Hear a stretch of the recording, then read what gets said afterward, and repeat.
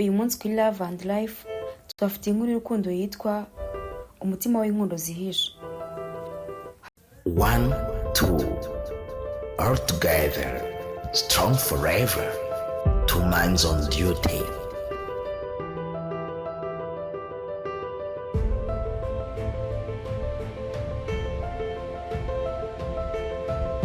Hari abakobwa batatu b'inshuti kuva kera. Abo ni Ariane, Bella na Claudine. Bari bareze ku kigo kimwe, bakundana nk'abavandimwe, bagasangira byose kuva ku ibanga, amarira n'ibyishimo.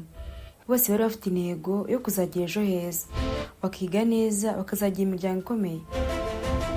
Mu buzima bwabo bwa buri munsi nta rimwe batekereje ko hari ikintu gishobora kubatandukanya. Ariko uko imyaka yagiye ihita, mu buzima bwabo hinjiyemo umusore witwa Kevin. Yari umusore ufite imico myiza, uzi kuvuga neza, agahora yitonda kandi afite uburyo bwo gukurura abantu. Kevin yari umunyeshuri muri kaminuza ya Kigali, akunda gusura inshuti ze mu mujyi aho abakobwa batatu bigaga. Nta n'umwe muri aba bakobwa wari uzi neza ko Kevin yabafataga, kuko buri wese yigize kubona uburyo bwihariye butandukanye n'ubwundi. Ariane yigize kubona na Kevin mu gihe ari kwiga amasomo ye, akamufasha gukemura ibibazo bya mathematics. Bella we yamumenyeye mu birori bya campus, akamubera umuntu useka cyane no kumwihanganira igihe yakoraga amakosa.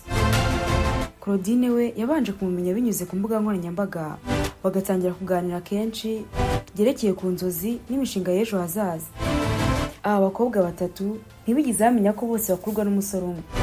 Uyu musore yarabiyegereje mu buryo bwihariye, nta n'umwe ushobora gukeka ko hari mu ndi.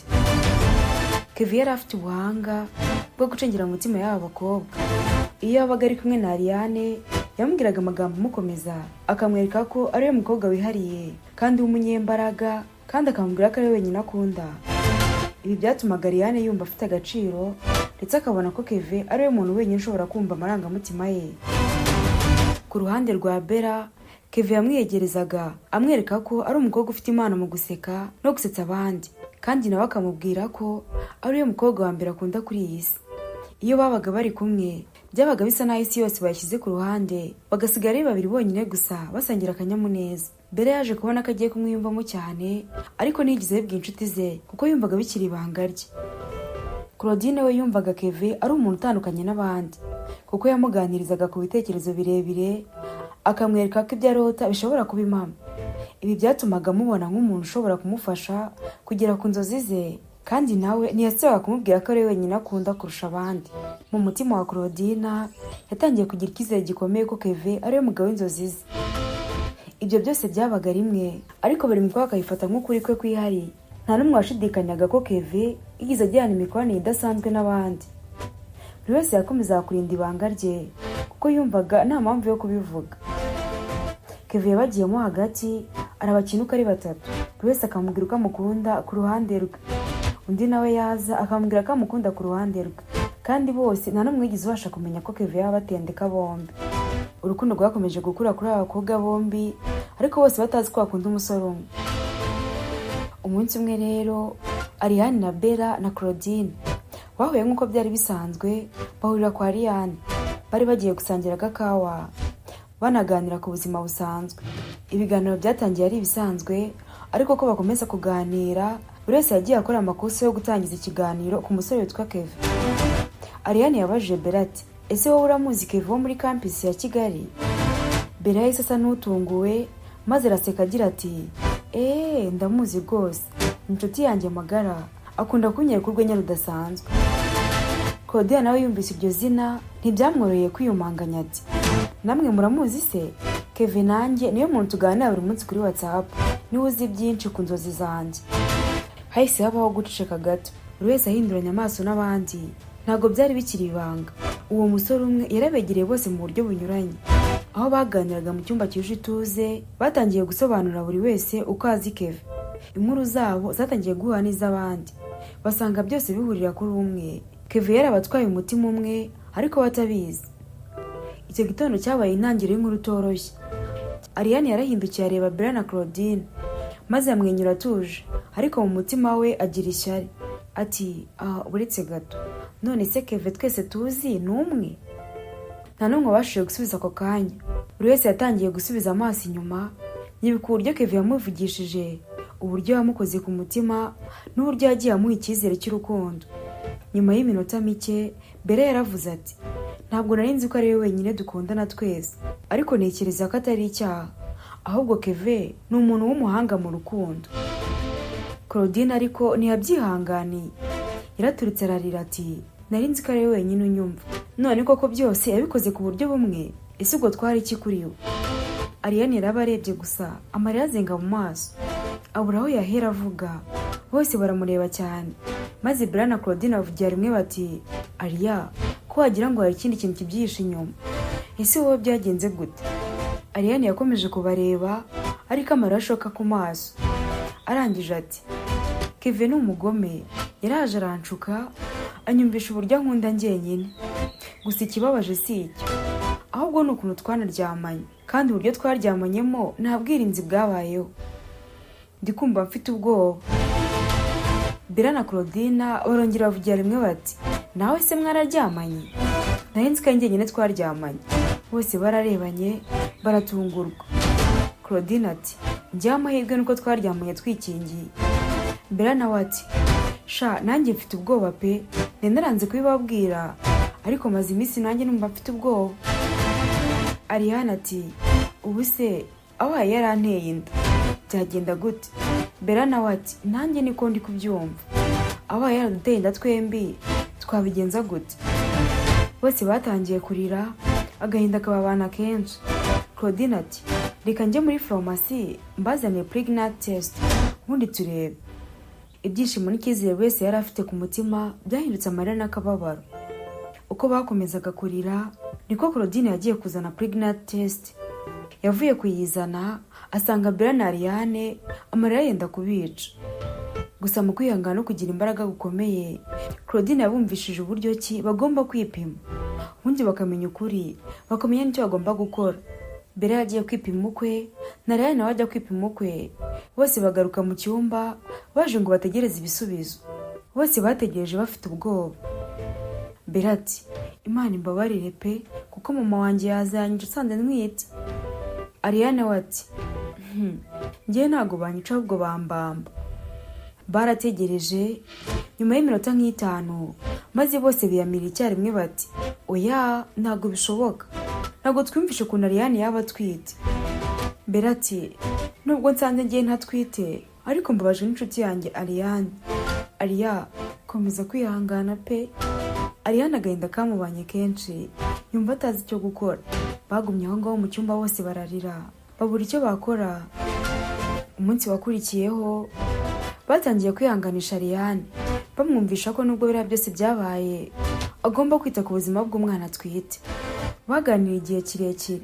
Ariane yaravuze ati, ntitaye ko ntwite inda y'uriya musore, ntabwo nshaka ko umusore umwe atwicira ubucuti bwacu twubatse mu myaka itambutse.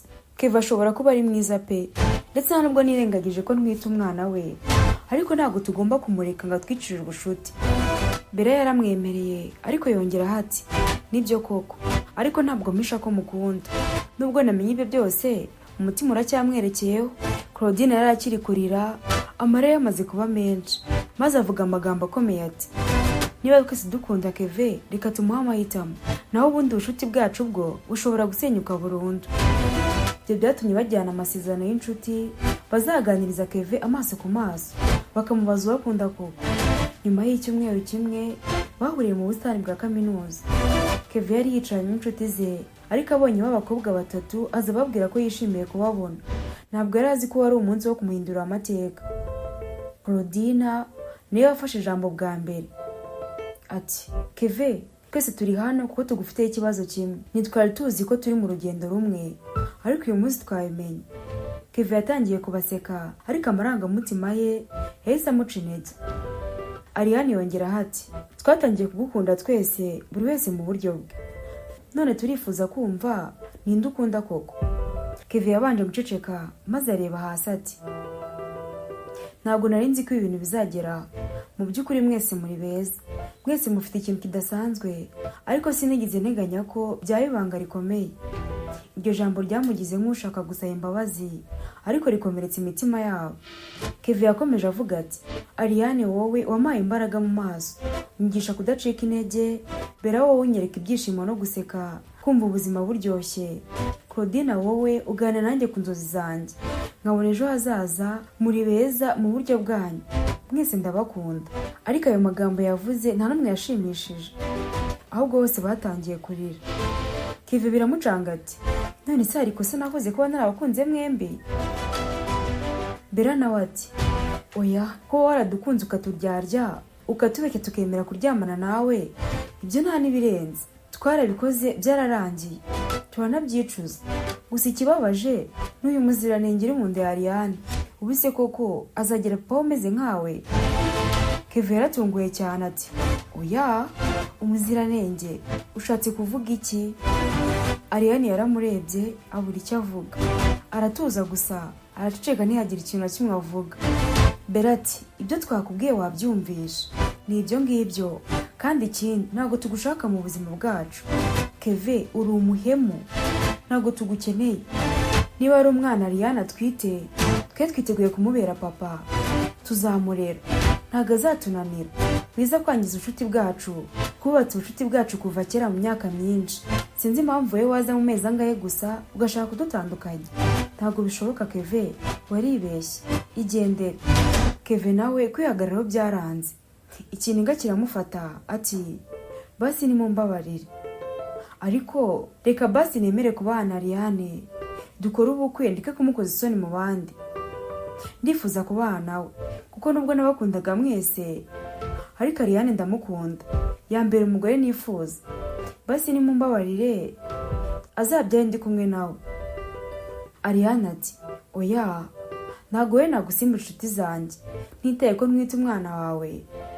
Uzigendere, nzamurera, kandi inshuti zanjye ziteguye kunshyigikira. Ubwo rero ndi kumva wakigendera. Yavuze iryo jambo rya nyuma ariko agenda. Kevin yashatse kumukurikira, maze Claudine aramusunika yikubita hasi, bamusiga aryamye aho, ubundi barigendera. Baragiye bakomeza ubuzima bwabo, bakomeza ubucuti bwabo nk'uko byari bisanzwe. Ubundi batangira kwita kuri Ariane wari utwite. Gusa Kevin nawe aho yari ari ntiyari atuje. Kevin buri munsi yageragezaga kuza aho bari, agasaba imbabazi ariko ntibamwemerere. Umunsi umwe rero uko ari batatu, Ariane, Bella na Claudine, bose bayicaye batekereza bati uyu mwana agomba kuvuga afite papa we, kandi ntabwo tugomba kumuvutsa uburenganzira bwe. Niyo mpamvu rero dukwiye kubabarira Kevin akagaruka mu buzima bwa Ariane. Bella ati ngiye Kevin naramwibagiwe, aje akabana Ariane ntabwo byambabaza, ahubwo byanshimisha kuko sinkimukunda. Ikindi kandi sigaye mfite n'umusore wundi dukundana, ejo bundi nzamubereka. Claudine nawe ati ya, nanjye niko bimeze, hari umusore twenda no kubana, ejo nanjye nzamubereka. Ubwo rero ndi kumva twabarira Kevin. Bigiye inama yo guhamagara Kevin, bamutumijeho. Kevin nawe yaje yihuta, mukuzi yasanze bamubabariye. Kevin nawe ati amafaranga ndayafite, ndashaka ko nkora ubukwe na Ariane tukabana. Byabaye ibyishimo, gusa inkuru ya Kevin yabahaye isomo rikomeye. Bamenye ko ubuzima bugira amayeri, kandi urukundo rufite uburenganzira bwo guca mu nzira zitandukanye. Ubukwe bwa Ariane na Kevin bwarabaye. Nyuma y'ubukwe bwa Ariane na Kevin, Claudine nawe yahise ashaka. Nyuma yaho kandi na Bella nawe yaje gushaka. Babaye umuryango ufite ibyishimo, ariko umuryango wanyuze mu bihe bikomeye, ariko bakabasha kubyihanganira.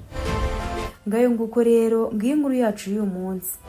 Ni nta dushora ikiganiro cy'uyu munsi, mushimira ko wabanye natwe, naho ubutaha Imana ibarinde.